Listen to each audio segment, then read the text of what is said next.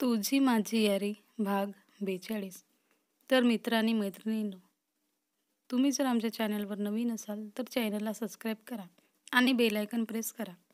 मागील भागात ऋषी सेरा आणि त्याच्या टीमला बोलतो, आबाला शोधायला जे काही करावे लागेल ते करा. तुम्हाला माझ्याकडून पूर्ण सूट आहे. ओके सर, सेरा बोलतो आणि आपल्या टीमला काही इन्स्ट्रक्शन देतो. आयशा, ह्या बिल्डिंगची आजपर्यंतची सर्व CCTV फुटेज चेक कर आणि मला अपडेट कर, ऋषी आयशाला म्हणाला. ओके ऋषी, आयशा म्हणाली. तर आतापासून पुढे. इकडे निया आजच्याबद्दल विचार करत होती की आज ती एका मुलाला बघितलं आणि ज्याला धडकल्याने तिला काहीच प्रॉब्लेम नव्हती आणि ती स्माईल करत होती. मला तू खूपच इंटरेस्टिंग वाटलास, निया मनातच म्हणाली. तेवढ्यात जय तिच्याजवळ येतो. तो नियाला बघतो. ती स्माईल करताना आपल्यातच हरवली होती. तू इतकं का स्माईल करत आहेस निया? आणि कॉलेजमध्ये असं काय झालं? तिथंही तू अशीच स्माईल करत होती. जय म्हणाला तसे नियाची तंद्री तुटली. निया त्याचं ऐकून बोलते, का बरं, मी स्माईलही नाही करू शकत नाही का? आणि तू इथं काय झालं आहे? तुला कसं माहीत की काही झालं आहे? जय म्हणाला. तू इथं तेव्हाच येऊ शकतो जेव्हा एखादी मोठी गोष्ट असेल, नाहीतर तुझी नो एंट्री, निया म्हणाले. हो निया, खूपच मोठी गोष्ट आहे, म्हणूनच तर आलोय मी, जय म्हणाला. कोणती गोष्ट? निया म्हणाली. निया, आभा अचानक गायब झाली आहे. सर्वजण तिला शोधत आहेत, परंतु ती अजूनही भेटली नाही. निया, तू इन्व्हॉल्व तर नाही ना तिच्या गायब होण्यामागे? जय म्हणाला. काय, आबा दिसत नाहीये? तर मी काय केलं? वेळा झालंय का तू? जर मला असं करायचे असते तर मी केव्हाची करू शकत होती, निया म्हणाली. सॉरी निया, मी फक्त तुला विचारत होतो, जय म्हणाला. पण जय, आबा अशी कशी गायब झाली असेल? काही माहीत झालं तुला? कोणी केलं हे? निया म्हणाली. काय माहीत यार, परंतु खूप सिरियस मॅटर आहे, जय म्हणाला. बेचारा आबाचा बॉयफ्रेंड, मला त्याच्यासाठी खूप वाईट वाटते, निया म्हणाली. नियाला माहिती नव्हतं की ज्याला ती धडकली तो आभाचा बॉयफ्रेंड ऋषी होता. तुला माहिती नाही निया, आभाचा बॉयफ्रेंड खूप पॉवरफुल आहे. जो त्याच्याशी उलझण्याचा प्रयत्न करतो तर तो लाईफ टाईमपर्यंत पछतावत असतो. मी चोर आहे, तो आभाला शोधून काढेल, जय म्हणाला. सकाळची संध्याकाळ झाली होती पण आभाचा काही थांगपत्ता लागलेला नव्हता. ऋषी सेराच्या टीमसोबत जागोजागी आभाला शोधत होता. जिथं विराट जात होता शहराच्या दूर एक सुनसान रोडवर एक खूप मोठा घर होता, जो दिसायला एकदम हॉटेलसारखा दिसत होता. आभाचे डोळे बंद होते. ती हळूहळू आपले डोळे खोलते आणि आपल्यातच बोलते, माझा डोका इतका जडजड का वाटतोय? ती आपले दोन्ही हात आपल्या डोक्यावर ठेवते आणि आपल्याला पाहते. ती एका मोठ्या बेडरूममध्ये होती. ती उठून बसते आणि बोलते, मी तर कॉलेजमध्ये होती, मी इथं कशी आली? कुठं आहे मी? मग ती त्या रूमला चौफेर बघते. तिला तेच फुलं दिसतात जे तिला त्या बुकेमध्ये भेटत होते. आबा त्या फुलांना बघून घाबरते. ती आपला फोन शोधायला लागते. तेवढ्यात त्या रूमचा दरवाजा खुलतो. आबा बघते की कुणीतरी आत येत आहे. तिच्यासमोर एक मुलगा असतो, जो दुसरा तिसरा कोणी नसून विराटच होता. तो आभाकडे येत होता. तू कोण आहेस? तू माझ्याजवळ येऊ नको, प्लीज, मला काही करू नको, असं बोलून आभा रडते. विराट तिथं होता तिथेच थांबतो. तो आपले दोन्ही हात वर करून बोलतो, ओके ओके, नाही येत मी तुझ्याजवळ आभा, मी तुला काहीच करणार नाही, प्लीज आता रडू नको. आणि तुला माझ्यापासून घाबरायची काही गरज नाही, विराट म्हणाला.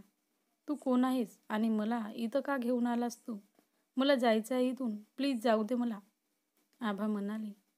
आभा, तू मला ओळखत नाही? मी विराट आहे, विराट, आणि तू इथून कधीच जाऊ शकत नाही. आता आपण दोघंही सोबत राहू जीवनभर, विराट म्हणाला. तशी आभा बोलते, हे तू काय बकवास करत आहे? मला जायचे आहे, समजलं तुला? आभा असं म्हणत जायला लागते. विराट तिचा हात पकडतो. आभा, तू मला सोडून जाऊ शकत नाही, मी तुला खूप खूप प्रेम करतो आभा, विराट म्हणाला. प्लीज माझा हात सोड, मी तुला नाही, ऋषीला प्रेम करते. तुला जे पाहिजे ते कधीच नाही होऊ शकत, आभा म्हणाले. विराट आभाच्या तोंडून ऋषीचं नाव ऐकतो. त्याला खूप राग येते. मग तो आभाला बेडवर पटकतो. तू प्रत्येक वेळी ऋषी ऋषी का करत असते? मी म्हटलं ना, मी तुला प्रेम करतो आणि तुलाही फक्त मलाच प्रेम करावे लागेल, विराट म्हणाला. आभा पुरते घाबरली होती. तुला माहिती आहे आभा, मी कितीदा तरी तुला माफ केलंय. तू मला खूपच जास्त हट केली आहेस. जेव्हाही तू त्या ऋषीसोबत होती तेव्हा मला अजिबात चांगलं वाटत नव्हते. परंतु मी तुला बघितल्यावर माझा सर्व गुस्सा दूर निघून जायचा. मग ते फुले आपल्या हातात घेऊन तिला म्हणतो, हे फुले तुला आठवतात आबा? मी हे तुला देत होतो, पण तू त्या नाजूक फुलांना फेकून द्यायचे.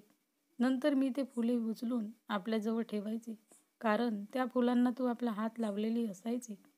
ही फुले माझ्यासाठी खूप स्पेशल आहेत आबा, विराट म्हणाला. आभा ते सर्व ऐकून हैराण झाली होती. ती मनातच ऋषीला आठवण करत होती. कुठं आहेस तू ऋषी? मला खूप भीती वाटते आहे. प्लीज लवकर ये माझ्याजवळ, असं मनातच बोलून ती रडायला लागते. प्लीज तू रडू नको आभा, मला तुझे हे रडणं माझ्या मनाला लागते. तो तिचे अश्रू पुसायला तिच्या जवळ जातो, पण आभा त्याला जोराने धक्का देते. ती जोराने बोलते, तू पागल झालंय का? समजत नाही तुला? मी तुला प्रेम नाही करत, मी फक्त ऋषीची आहे. विराट आभाच्या धक्का दिल्याने खाली पडला होता. तो उठतो आणि परत तिच्याकडे जातो. तो आभाचे केस पकडून बोलतो, तुझी इतकी हिंमत, मला धक्का दिली तू? मी तुला प्रेमाने समजवतो आहे, पण तुला माझा प्रेम दिसत नाहीये. आता मी तुला चांगल्या प्रकारे समजवतो, असं म्हणत त्याने आभाला धक्का दिला, ज्यावरून आभाच्या डोक्याला लागतो. मग तो आभाचे हात बांधतो. आभा रडत होती, तडफडत होती. तिच्या डोक्याला लागलं होतं आणि रक्त निघत होतं. विराट आभाला पाणी देतो, पण आभा पीत नव्हती. मग तो जबरदस्ती पाणी पाजायला लागतो. आपल्या रुमालने तो आभाचा रक्त साफ करत बोलतो, तू मला खूप त्रास देतेस आभा, लागलं ना तुला? आता तू ऋषीला विसरून जा. तो तुला डिझर्व करत नाही. मीच आहे जो तुझ्यासाठी परफेक्ट आहे. तू जेव्हा मला प्रेम करायला लागली ना, की तू मग ऋषीला विसरू शकते.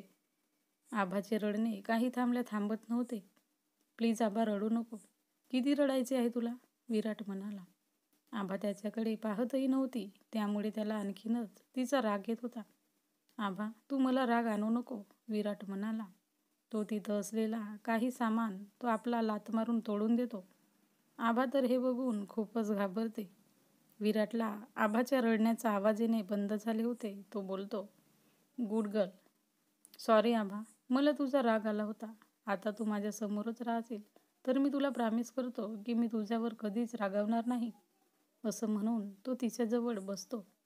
आभा त्याला आपल्याजवळ बसलेला पाहून ती थोडी दूर सरकते, पण विराट तिला मिठी मारत बोलतो, आभा आय लव्ह यू. तो स्माईल करतो. इकडे ऋषी शेराच्या टीमसोबत आभाला शोधत होता. त्याला असं वाटत होतं जसं काही आभा त्याला आपल्याजवळ बोलवत आहे. त्याची बेचैनी वाढत होती. त्याने आभासाठी पूर्ण शहर शोधून काढले, पण आतापर्यंत आभा त्याला भेटली नव्हती. रोहन, मिहीर आणि आयशासुद्धा आभाला शोधायला खूप प्रयत्न करत होते. सावी आणि मिहीर कदम निवासमध्येच होते. सावी तर आत्ताही आभाची काळजी करतच होती. ऋषीचा आतापर्यंत काल आला नाही का ऋतिक तुला? तुझं बोलणं झालंय का त्याच्याशी? आभा भेटली का?